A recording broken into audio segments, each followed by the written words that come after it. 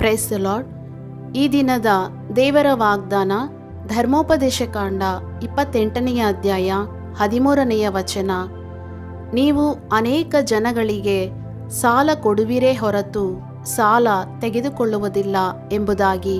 ಪ್ರಿಯರೇ, ನಮ್ಮ ದೇವಾದಿ ದೇವರು ಐಶ್ವರ್ಯವಂತನಾಗಿದ್ದು ತಾನು ಬಡತನದಲ್ಲಿ ಸೇರುವುದರಿಂದ ನೀವು ಐಶ್ವರ್ಯವಂತರಾಗಬೇಕೆಂದು ನಿಮಗೋಸ್ಕರ ಬಡವನಾದನು ಎಂದು ಹೇಳಲ್ಪಟ್ಟಿದೆ.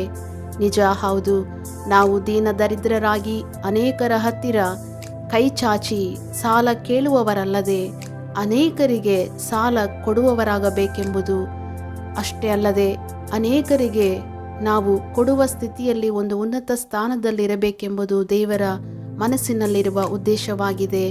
ಈ ವಾಗ್ದಾನವನ್ನು ಕೇಳಿ ನಂಬಿದವರೆಲ್ಲರನ್ನೂ ಆತ್ಮಿಕವಾಗಿ ಆರ್ಥಿಕವಾಗಿ ಐಶ್ವರ್ಯವಂತರನ್ನಾಗಿ ಮಾಡಿ ಆಶೀರ್ವದಿಸಲಿ. ಆಮೇನ್, ಆಮೇನ್.